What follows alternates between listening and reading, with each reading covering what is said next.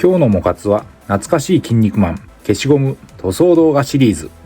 今回は当時もののレギュラーシリーズパート24ブルドーザーマンです。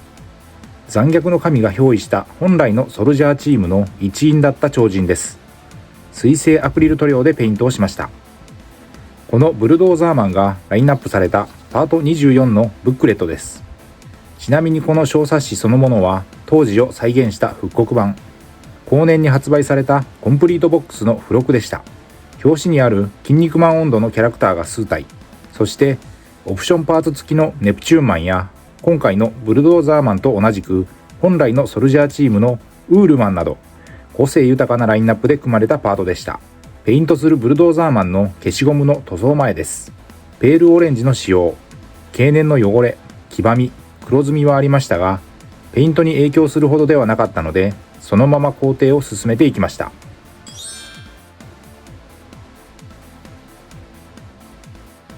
塗装後のレビューを先に。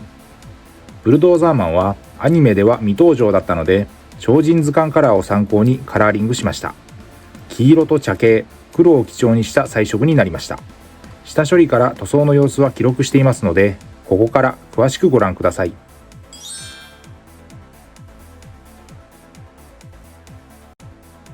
消しゴムフィギュアの塗装はおよそこんな流れで下処理を行います。煮沸して表面のホコリや余計な油分を落とす。ベンジンに漬け込み、可塑剤、塩ビを柔らかくする薬剤を抜く。乾燥させ、ミスタースーパークリア艶消しを吹き、塗装の下地を作る。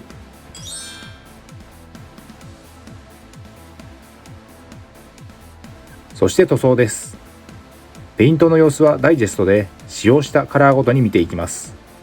まずは下地の塗装としてファレホのモデルカラーライトフレッシュを水で溶いて薄く全体に塗りました。かなり薄く白に近いフレッシュカラー。一度の塗り入れはハケを使って一気に塗るので 2,3 分あればできてしまいます。ベースが完全乾燥した後、色分け最初はモデルカラーのダークグレーから濃い色味のグレー、頭部、脚部に使いました。隠蔽力はそこそこ強いカラー。下地も装甲して一発でしっかり色が乗りました。ファレホはスペイン発祥の高性能水性アクリル塗料。少々塗膜の薄いところがありますが明るい色数も多く隠蔽力は強いのでフィギュアやプラモデルの塗装に最適です。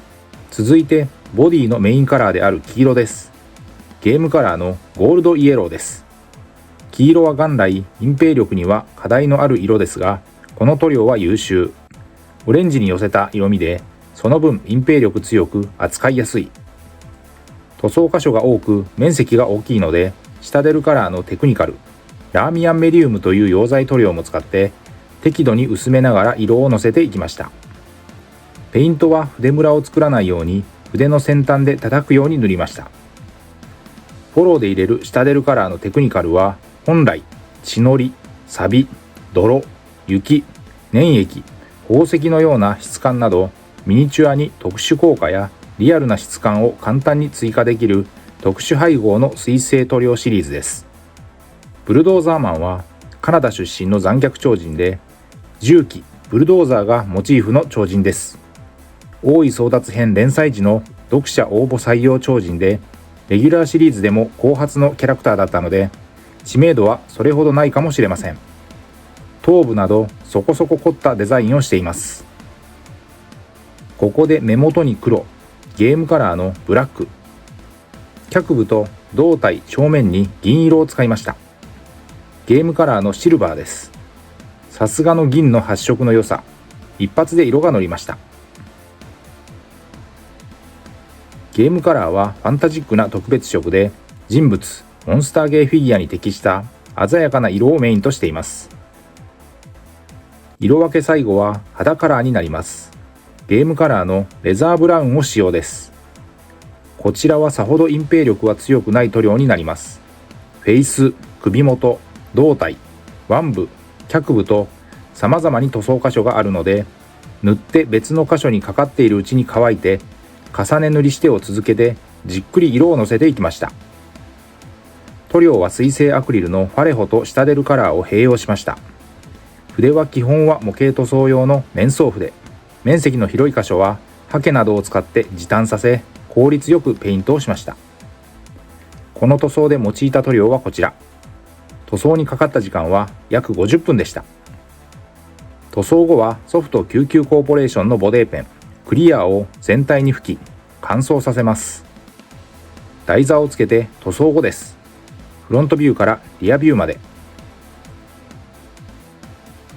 ということで今回は湯治物筋肉マンの消しゴム、レギュラーシリーズの金消しパート24のブルドーザーマン水性アクリル塗料でペイントをしました。ご視聴ありがとうございました。次回の動画をお楽しみに。チャンネル登録、高評価、引き続きの応援のほどよろしくお願いします。